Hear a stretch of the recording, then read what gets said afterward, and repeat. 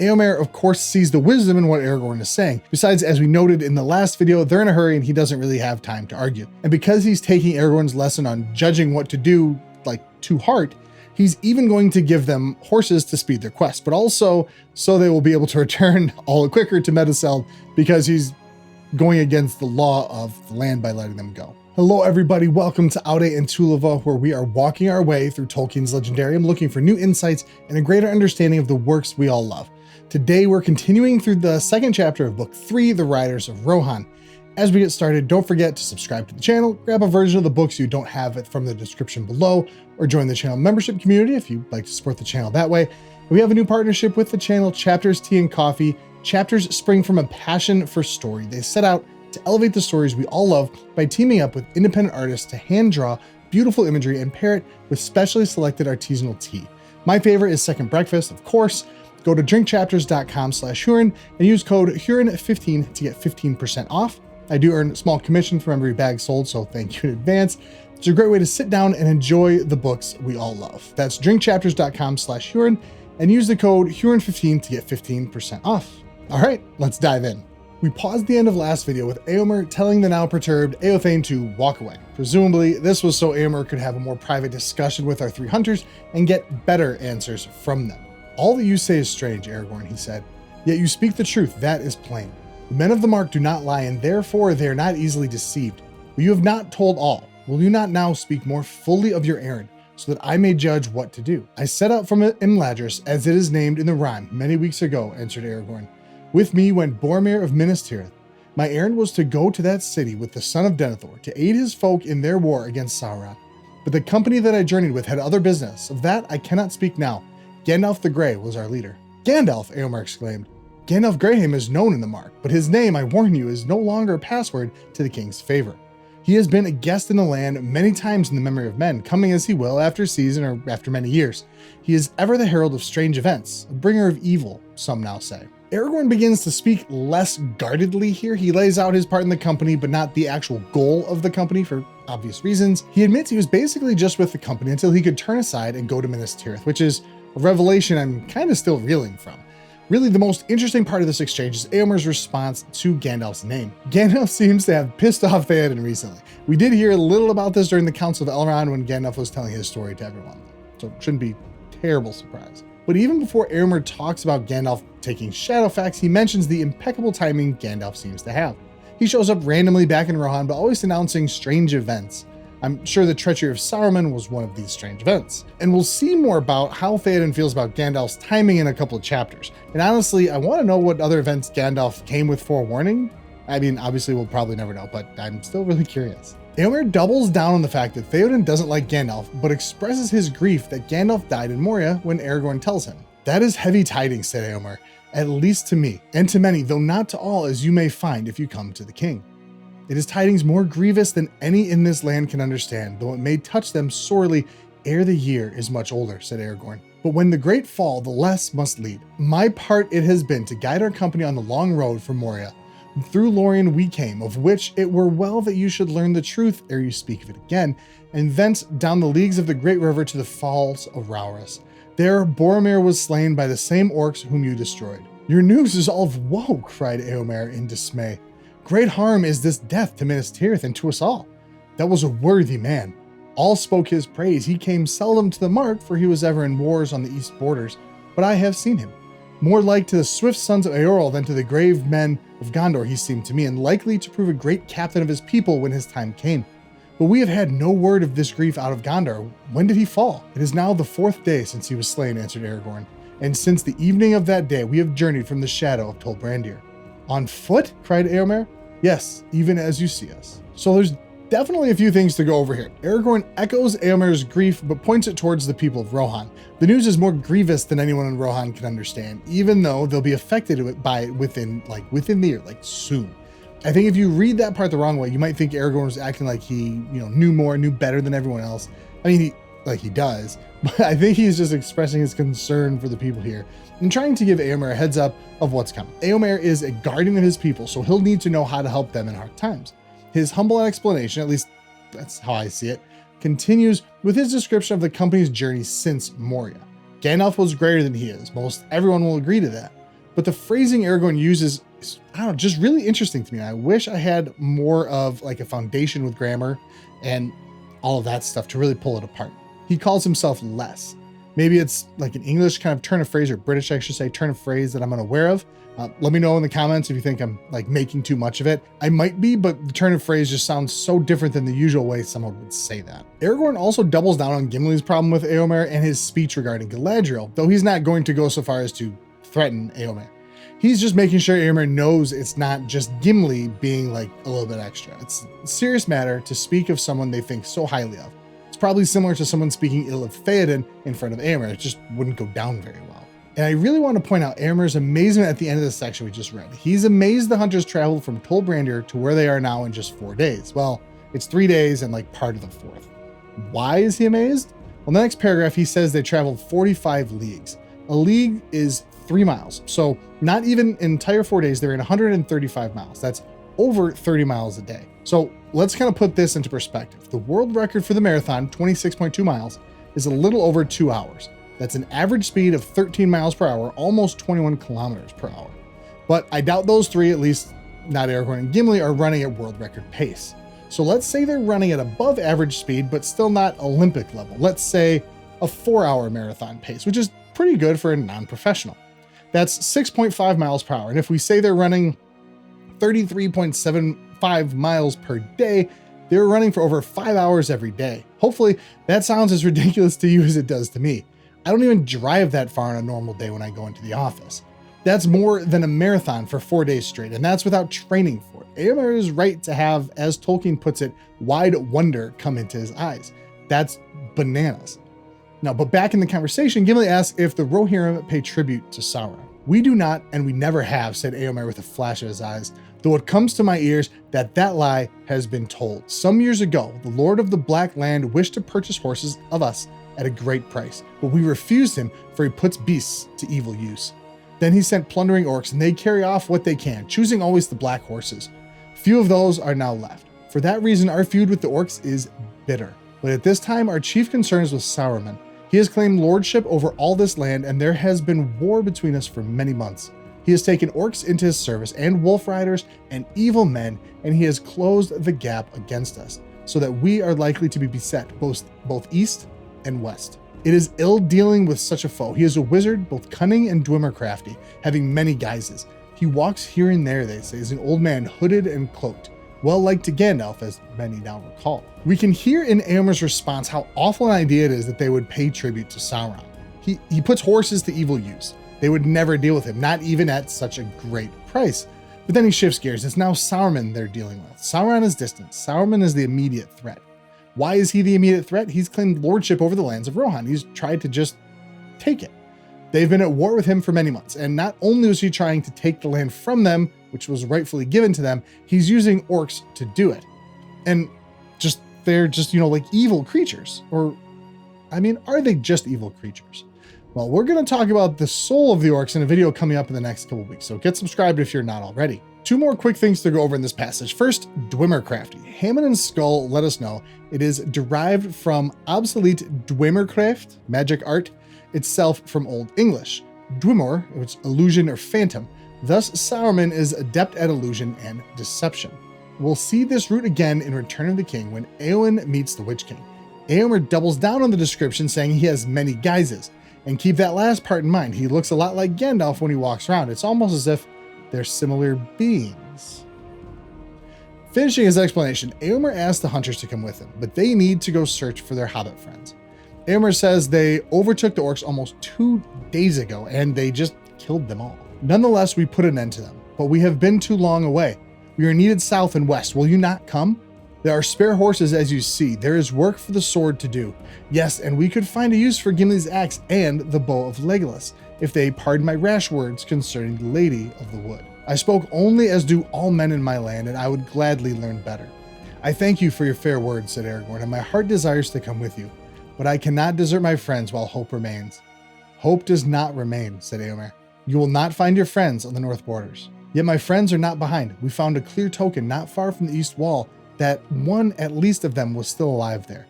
But between the wall and the downs we have found no other trace of them, and no trail has turned aside this way or that. unless my skill has wholly left me. Eomer says without doubt they put an end to the orcs. And I do love that he apologizes. He took to heart what Aragorn said and understands the import of any slight he puts Galadriel's way. It takes a big man to be able to do that, let's be honest. But they have other matters to attend in a different area in Rohan. Why shouldn't the hunters just come with them? I mean, he has spare horses. Aragorn, Legolas, and Gimli have to move ahead and search for their friends, however. Not only did Aragorn find a token, remember the Lorien brooch from presumably Pippin, but Hope Amdir has not left Aragorn yet. No such luck for Eomer. He doesn't believe there's any Amdir left for the hobbits, until Aragorn reminds him they were clad just like the three hunters, and the Rohirrim rode right past them in the light of day. I had forgotten that, said Eomer. It is hard to be sure of anything among so many marvels. The world is all grown strange. Elf and dwarf and company walk in our daily fields, and folk speak with the Lady of the Wood and yet live. And the sword comes back to war that was broken in the long ages ere the fathers of our fathers rode into the mark. How shall a man judge what to do in such times? As he has ever judged, said Aragorn. Good and ill have not changed since yesteryear, nor are they one thing among elves and dwarves and another among men. It is a man's part to discern them as much in the golden wood as in his own house. Eomer just keeps getting slapped in the face with things that change his whole outlook on life. This is a really existential moment for him. He doesn't really know what to do or how to handle it. His question at the end is something I think we can all really relate to. I've just learned this information that completely changed how I look at life. How do I even make decisions now? Now, Aragorn's response is really kind of classic Tolkien when you get down to it. Good and evil, they haven't changed from yesterday to today, even though you know things you never thought would be true. On Aragorn's response, Hammond and Skull have this to say: a clear expression of one of the major themes underlying The Lord of the Rings, that the pursuit of good end does not justify using evil means to achieve them. The good cannot use the ring. We see it all through the Legendarium. Matthew Dickerson talks a lot about this in his book from 2012, A Hobbit Journey, Discovering the Enchantment of J.R.R. Tolkien's Middle-earth. I highly suggest you check it out. The link will be in the description. Eomer capitulates the point. Good and evil are still the same. Do good. But by the law of the land, he has to take the hunters to the king, and goes as far as telling them he'll take them by force if necessary. Aragorn's response here is pretty great. I do not think your law was made for such a chance, said Aragorn, nor indeed am I a stranger, for I have been in this land before, more than once, and ridden with the hosts of the Rohirrim, though under other name and in other guise. You I have not seen before, for you are young. But I have spoken with Eomer, your father, and with Theoden, son of Thengel. Never in former days would any high lord of this land have constrained a man to abandon such a quest as mine. My duty at least is clear, to go on. Come now, son of Eomer, the choice must be made at last. Aid us, or at the worst let us go free, or seek to carry out your law. If you do so, there will be fewer to return to your war or to your king. So he starts by telling Eomer, without really being rude about it, that he understands the law better than Eomer does. Not only that, he knew Eomer's father and King Theoden at one point, and even rode with them before Eomer was even born. So just think about that, kind of put it in perspective. Eomer being born in 2991, all the math works. Aragorn went into Rohan and Gondor from 2957 to 2980. He won renown in 2 different kingdoms, almost being favored over the next in line steward, and went home all before Eomer was born. And he rubs it in a little by saying no high lord of the land would stop them from searching for their friends just to have them report to the king. He's going to keep going on. Oh, and by the way, it won't work out quite as well as you expect. Eomer, of course, sees the wisdom in what Aragorn is saying. Besides, as we noted in the last video, they're in a hurry and he doesn't really have time to argue. And because he's taking Aragorn's lesson on judging what to do, to heart, he's even going to give them horses to speed their quest, but also so they will be able to return all the quicker to Meduseld, because he's going against the law of the land by letting them go. After the hunters have their horses and they're ready to ride off, Eomer and Gimli give us a little of what we've really been missing in the story. Hobbitry. Farewell, and may you find what you seek, cried Eomer. Return with what speed you may, and let our swords hereafter shine together. I will come, said Aragorn. And I will come too, said Gimli. The matter of the Lady Galadriel lies still between us. I have yet to teach you gentle speech. We shall see, said Eomer. So many strange things have chanced that to learn the praise of a fair lady under the loving strokes of a dwarf's axe will seem no great wonder. Farewell. Not much really to say about this. I doubt any stroke of a dwarf's axe could be considered loving, but it's really the way of a lot of people. When they're faced with crazy, life-changing things, they use humor to release some of that stress. Soldiers do it, non-soldiers do it. I know when my dad passed away, my family and I, we had a lot of things to say when we were just kind of hanging out, and there were a lot of jokes and laughing. I mean, at least, after the funeral. We were grieving, but we still needed to get rid of some of the stress of it all, and it really worked. It helped us like work through it all. Now the hunters take their leave, and after riding for a little while, they come across the site of the battle. A giant pile of defeated orc gear, and near where the river came out of the trees, a newly raised mound covered with fresh-cut turfs of grass with 15 spears planted around it. The helmet and skull remind us these are the spears of the 15 riders Eomer lost in battle. What we're seeing here is the bodies of the orcs were piled up and burned, while the riders were laid to rest as peacefully as possible. A mound of dirt raised around them, and then grass was put on it. That's what the turfs is. It's a really beautiful idea, a burial place for these men that will still be a place of beautiful grass among the plains, just living things. But the hunters have other things on their mind. Aragorn and his companions searched far and wide about the field of battle, but the light faded, and evening soon drew down, dim and misty. By nightfall, they had discovered no trace of Merry and Pippin. "We can do no more," said Gimli sadly. "We have been set many riddles since we came to Tol Brandir, but this is the hardest to unravel. I would guess that the burned bones of the hobbits are now mingled with the orcs. It will be hard news for Frodo as if he lives to hear it, and hard too for the old hobbit who waits in Rivendell. Elrond was against their coming." "But Gandalf was not," said Legolas. "But Gandalf chose to come himself, and he was the first to be lost," answered Gimli. "His foresight failed him." "The Council of Gandalf was not founded on foreknowledge of safety for himself or for others," said Aragorn. "There are some things that it is better to begin than to refuse, even though the end may be dark. But I shall not depart from this place yet. In any case, we must here await the morning light." Now, I love this conversation, especially on like rereads, right after the very first read. On your first read, you don't know the hobbits have survived. You're hoping, and if you read the prologue closely, remember it, you'll know that they survived. But bringing the disagreement about Merry and Pippin going on the trip between Gandalf and Elrond helps remind me of who Gandalf is. As powerful as Elrond is, his foresight was less strong than Gandalf's, at least in this matter anyway. These two small hobbits, well, large hobbits, are the small pebbles that start the avalanche. It's providence or fate or whatever, moving the world forward and proving true their Estel, the hope of that final victory. Over and over, we see things like this. I'm still discovering them every time I read the books. It's tough to catch them on the first read because you don't have the benefit of hindsight as you're going through it. I freaking love it. Now, as the night draws close, Gimli wants to start a fire, despite the possible danger of drawing orcs to them.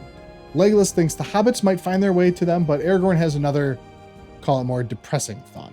"It might draw other things, neither orc nor hobbit," said Aragorn. "We are near the mountain marches of the traitor Sauron. Also, we are on the very edge of Fangorn, and it is perilous to touch the trees of that wood, it is said." If you're being ungenerous, you'll note that Aragorn is talking about crazy superstitions without knowing the truth. If you're being a bit more generous, you'll say he's heard stories about Fangorn Forest and would rather not test them out at night after they've run 135 miles and then ridden more on top of that in 4 days. It's just nice to finally find something Aragorn doesn't know, you know? But Aragorn does relent and lets Gimli build a fire as long as he doesn't actually use his axe on the trees.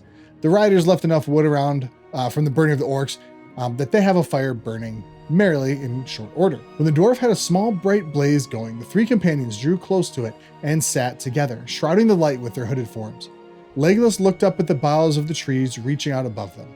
"Look," he said, "the tree is glad of the fire." It may have been that the dancing shadows tricked their eyes, but certainly to each of the companions, the boughs appeared to be bending this way and that so as to come above the flames, while the upper branches were stooping down. The brown leaves now stood out stiff and rubbed together like many cold, cracked hands taking comfort in the warmth. This little section mostly leads us to the next one, but I want to point out the foreshadowing before I go on. I would bet, yes, the tree is glad of the fire. What kind of tree can be glad of fire? Odd. I hope Tolkien will talk more about that later in the book. As they sit, Legolas breaks the silence. There was a silence, for suddenly the dark and unknown force so near at hand made itself felt as a great brooding presence, full of secret purpose. After a while, Legolas spoke again. "Celeborn warned us not to go far into Fangorn," he said. "Do you know why, Aragorn? What are the fables of the forest that Boromir had heard?" "I have heard many tales in Gondor and elsewhere," said Aragorn. "But if it were not for the words of Celeborn, I should deem them only fables that men have made as true knowledge fades. I had thought of asking you what was the truth of the matter. And if an elf of the wood does not know, how shall a man answer?" "You have journeyed further than I," said Legolas. I have heard nothing of this in my own land, save only songs that tell how the Onodrim, that men call Ents, dwelt there long ago. For Fangorn is old, old even as the elves would reckon it. Yes, it is old, said Aragorn. It is old as the forest by the Barrow Downs, and it is far greater. Elrond says that the two are akin, the last strongholds of the mighty woods of the elder days, in which the firstborn roamed while men still slept. Yet Fangorn holds some secret of its own. What it is, I do not know. So I love that Aragorn just shoots the questions right back at Legolas. I mean, shouldn't an elf of the woods know more about woods than like Aragorn the Ranger? That makes sense to me, but what's really interesting here is Legolas does know more than Aragorn. We just doesn't seem like it. Aragorn says he just knows Fangorn Forest is old, that, has the secrets. But before he says that, Legolas says he knows the song of the Onodrim, or Ents. So, what are Ents? Short answer, Ents are Yavanna's answer to Aule's dwarves. I messed this up in an earlier video. I think there was one about Tom Bombadil, so sorry about that. Aule made the dwarves, who would need wood to fuel their fires. Yavanna, his wife, not great Aule, beseeched Eru to create a protector for her beloved trees. And Eru created the Ents, gave them souls and all that. And we'll learn a lot more about kind of the specifics of Ents as we move forward. But Hammond and Skull give us some other good information that helps us understand how they got their name, which, because, Tolkien, will help us figure out how he came up with the Ents overall. So in letter 157, Tolkien said, "As usually with me, they grew rather out of their name than the other way around. I always felt that something ought to be done about a peculiar Anglo-Saxon word ent for a giant or mighty person of long ago, to whom all old works were ascribed. If it had a slightly philosophical tone, though in ordinary philology it is quite unconnected with any present participle of the verb to be, that also interested me." They also quote Tom Shippey, letting us know the Swedish king in Beowulf wears an Entish helm. The sword Beowulf uses to kill Grendel's mother was a work of Ents. Hammond and Skull quote creation from philology here. One might go further, Shippey says, and suggest that the true stimulus for Professor Tolkien was the very vagueness of Ents. They are a race people have heard of but never seen, gigantic in size, but very definitely gone. And from that Old English Anglo-Saxon word ent, we also get the phrase, ente yoerk. I think I said it right. The work of giants, giants being the enta part. Things like Orthanc or the bottommost wall of Minas Tirith, something I think Tolkien had in the back of his mind often when building his world. But what all of this kind of makes me wonder is if Tolkien had, I know he kind of said it in the letter, but did he have the word ent in his mind when he discovered that Yavanna asked Eru to create guardians for the trees? He thought it was a perfect time to use the word?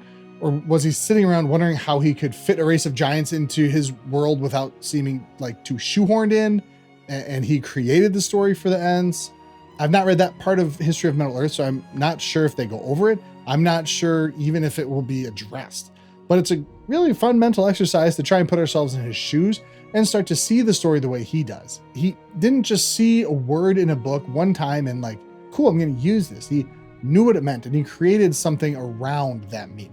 Now, getting back to our hunters, Gimli takes the first watch as the others fall asleep and remind him not to cut any branches off the tree. Suddenly, Gimli looked up, and there, just on the edge of the firelight, stood an old, bent man, leaning on a staff and wrapped in a great cloak.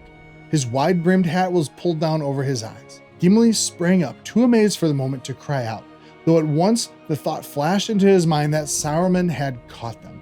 Both Aragorn and Legolas, roused by his sudden movement, sat up and stared.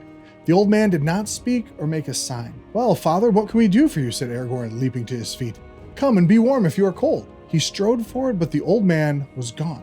There was no trace of him to be found near at hand, and they did not dare to wander far. The moon had set and the night was very dark. Suddenly Legolas gave a cry, "The horses! The horses!" The horses were gone. They had dragged their pickets and disappeared. For some time the three companions stood still and silent, troubled by this new stroke of ill fortune. They were under the eaves of Fangorn, and endless leagues lay between them and the men of Rohan, their only friends in this wide and dangerous land. As they stood, it seemed to them that they heard far off in the night the sound of horses whinnying and neighing. Then all was quiet again, except for the cold rustle of the wind. Now, I love that Gimli just kind of stands up and just stares at the old man. He has no idea what's going on and is just flabbergasted. Aragorn at least offers the hospitality of their fire, but the old man just disappears. What's really crazy to me is that suddenly Legolas just knows the horses are gone. How did he know? I honestly have a hard time believing it's just his connection with the animals. Otherwise he would have known that they were in the process of leaving and probably would have stopped them. But aside from that, the big question is, who is this old man? If we remember back just a little ways, Eomer mentioned that Saruman would walk around wearing a cloak and a hood, which of course Gimli brings up. Aragorn remembers the conversation from earlier in the day, but maybe a little bit better than Gimli does, or maybe his observation skills are just a little bit better. And you probably caught this already too. The old man they just saw was wearing a hat, not a hood. Wow, could that mean something? Maybe Eomer just got it wrong and Saruman walks around in a hat and a cloak?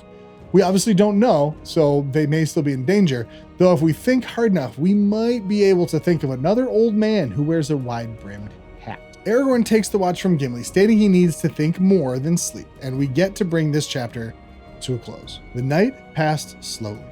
Legolas followed Aragorn and Gimli followed Legolas, and their watches wore away. But nothing happened. The old man did not appear again, and the horses did not return. So the hunters are not attacked, but they lost their best mode of travel. And thanks to Tolkien's interlacing, we have to wait 2 chapters to see what happens to them in the morning. And that brings us to the end of the Riders of Rohan in our video for today. Next time, we will start chapter 3, the Uruk-hai. Thank you all so much for watching. Please don't forget to like and subscribe. Buy a new version of the book you don't already have from the description, or join the channel membership. And of course, don't forget to claim your 15% off Chapters Tea and Coffee. The book and these videos are best enjoyed with a lovely beverage on hand. All right, until next time, always remember, Aude and Tulula, day shall come again.